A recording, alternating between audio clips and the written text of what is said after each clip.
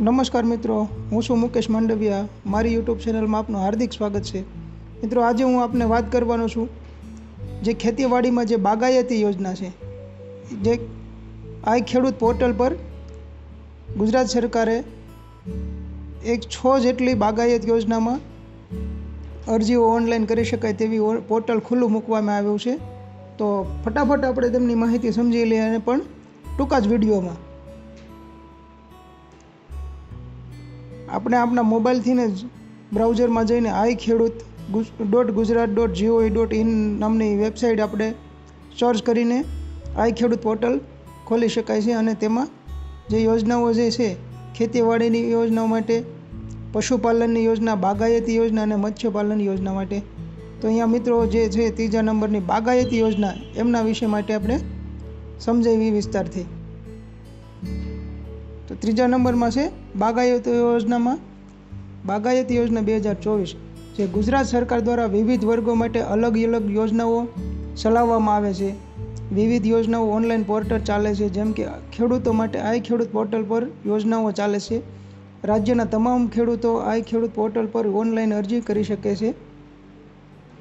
આઈ ખેડૂત પોર્ટલ પર વર્ષ 2024-25 માટે બાગાયતી વિભાગની યોજનાઓ ઓનલાઈન ચાલુ કરવામાં આવી છે. વિભાગનું નામ છે કૃષિ ખેડૂત કલ્યાણ અને સહકાર વિભાગ ગુજરાત. તેમાં પેટા વિભાગ છે બાગાયતી વિભાગ.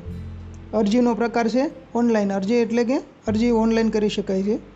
અરજી શરૂ કરવાની તારીખ છે, એટલે કે અરજી ભરવાની જે શરૂ થઈ ગયું છે 12 માર્ચ 2024, એટલે કે 12/3/2024.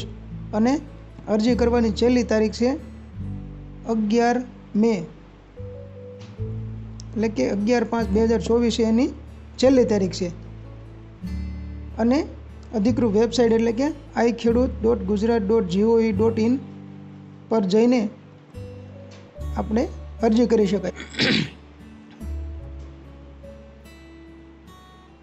બાગાયત વિભાગની તમામ સબસિડીના ફોર્મ તારીખ 12/3/2024થી ભરવાનું શરૂ થઈ ગયું છે. બાગાયતી વિભાગ દ્વારા ખેડૂતોના કલ્યાણ અને વિકાસ માટે 100થી વધુ યોજનાઓ ઓનલાઈન મૂકવામાં આવી છે. વિવિધ કલ્યાણકારી યોજનાઓ આઈ ખેડૂત પોર્ટલ પર ઉપલબ્ધ છે, જેનો લાભ લેવા ખેડૂતોને અનુરોધ સરકારશ્રીએ કર્યો છે. બાગાયત વિભાગની તમામ સબસિડી તારીખ ફોર્મ 2/3/2024થી ભરવાનું શરૂ થયું. બાગાયતી યોજનાના લાભો અને ખાસિયતો. ઇનપુટ માટે સબસિડી. ખેડૂતોને બિયારણ, ખાતર, જંતુનાશકો અને ટપક સિંચાઈ પ્રણાલી જેવા વિવિધ ઇનપુટ માટે નાણાકીય સહાય મળે છે. આ યોજના ખેડૂતોને અદ્યતન બાગાયતી પદ્ધતિઓ પર તાલીમ, માર્ગદર્શન અને ટેકનિકલ સહાય પ્રદાન કરે છે. Infrastructure development. તે કોલ્ડ સ્ટોરેજ યુનિટ, પ્રોસેસિંગ સુવિધાઓ અને માર્કેટ લિંકેજ જેવા લણણી બાદની ઇન્ફ્રાસ્ટ્રક્ચરની સ્થાપનાને ટેકો આપે છે. બજાર સાથે જોડાણ. આ યોજના ખેડૂતોને તેમના ઉત્પાદનોને વધુ સારી કિંમતે વેચવા માટે બજારો સાથે જોડવામાં મદદ કરે છે. બાગાયતી યોજનાના 2024ના મુખ્ય કેન્દ્રિત ક્ષેત્રો. બાગાયતી ખેતી હેઠળના વિસ્તારોનું વિસ્તરણ, સુધારેલ અને પાકની નવી જાતો, એન્કરિંગ, ઓર્ગેનિક ફાર્મિંગ પ્રેક્ટિસ, લણણી પછીના વ્યવસ્થાપન અને મૂલ્ય સંવર્ધનનો પ્રોત્સાહન આપવું, ફાર્મર પ્રોડ્યુસર ઓર્ગેનાઇઝેશનની સ્થાપના. બાગાયતી યોજના માટે કેવી રીતે અરજી કરશો? જે ખેડૂતો આઈ પોર્ટલ પાત્રતા ધરાવતા ખેડૂતો ખેડૂત પોર્ટલ પર iKheduth.gujarat.gov.in પર ઓનલાઈન અરજી કરી શકશે. તો મિત્રો, આપને હું લાઈવ બ્રાઉઝર ખોલીને કઈ રીતના અરજી કરવી છે એ બતાવીશ.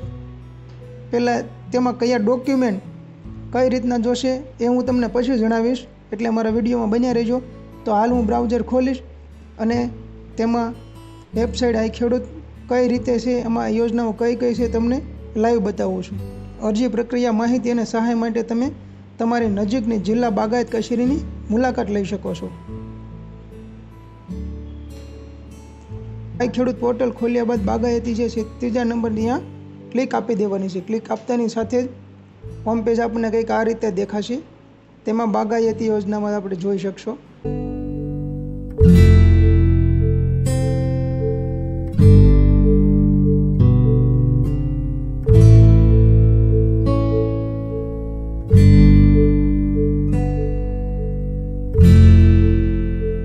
વજન કાંટા, પેકિંગ મટીરિયલ જેવા સાધનો,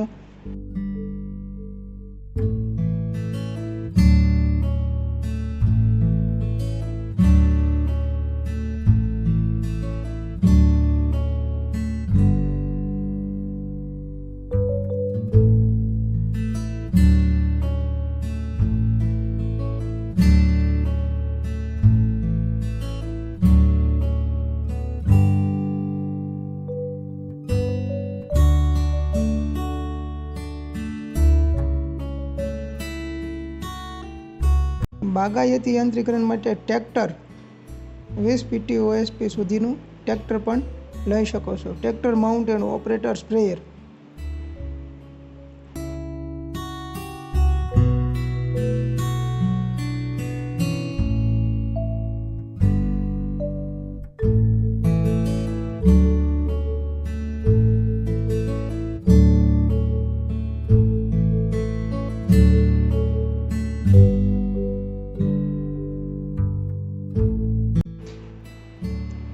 બાગાયતી યોજના 2024માં યોગ્યતા.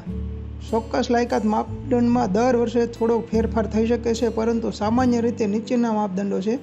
ગુજરાતમાં જમીન ધરાવતો ખેડૂતો, બાગાયતી પાકની ખેતીમાં રસ ધરાવતા ખેડૂતો, જે ખેડૂતોએ યોજનાની માર્ગદર્શિકામાં જણાવેલ કેટલીક શરતો પૂર્ણ કરવાની જરૂર પડી શકે છે. ખેડૂત ગુજરાતના કાયમી વતની હોવા જોઈએ. ખેડૂત ખેતી કરતા હોવા જોઈએ. ખેડૂત પાસે આધાર કાર્ડ હોવું જોઈએ. ખેડૂત પાસે બેંક પાસબુક હોવું જોઈએ. ખેડૂતે તમામ ડોક્યુમેન્ટ આપવા પડશે અથવા અપલોડ કરવા પડશે. દસ્તાવેજ ચકાસણી પછી સહાય માટે સક્ષમ અધિકારી દ્વારા નિર્ણય લેવામાં આવશે. યોજના 2024 ગુજરાતના ડોક્યુમેન્ટનું લિસ્ટ આ મુજબ છે. જાતિનો દાખલો સક્ષમ અધિકારી દ્વારા ફક્ત અનુસૂચિત જાતિ અનુસૂચિત જનજાતિ માટે લાગુ પડતું હોય તે. સક્ષમ અધિકારીનું દિવ્યાંગ અંગેનું પ્રમાણપત્ર ફક્ત દિવ્યાંગો માટે લાગુ પડતું હોય તો. જમીનની વિગત 7/12 તથા 8 નકલ, આધાર કાર્ડની નકલ, બેંક પાસબુકની નકલ અને રદ કરેલ ચેક, વન અધિકાર પત્ર ધરાવતા હોય તો તેની નકલ લાગુ પડતું હોય તો. આ તમામ ડોક્યુમેન્ટ કમ્પ્લીટ રાખવાના અરજી કરતી વખતે. મહત્વની નોંધ એ છે કે ચાલુ વર્ષ માટે યોજનાના ચોક્કસ ઘટકો, યોગ્યતાઓ અને અરજીની પ્રક્રિયાઓ વિશે સૌથી વધુ અપડેટ કરેલી માહિતી માટે તમારા સ્થાનિક કૃષિ વિકાસ કેન્દ્ર અથવા જિલ્લા બાગાયત કચેરીનો સંપર્ક કરવો. તો મિત્રો, બસ આજ માટે એટલું. જો મારો વિડીયો આપને ગમ્યો હોય તો મારા વિડીયોને લાઈક કરો, શેર કરો અને સબસ્ક્રાઈબ કરો. બસ સૌને મારા જય શ્રી કૃષ્ણ.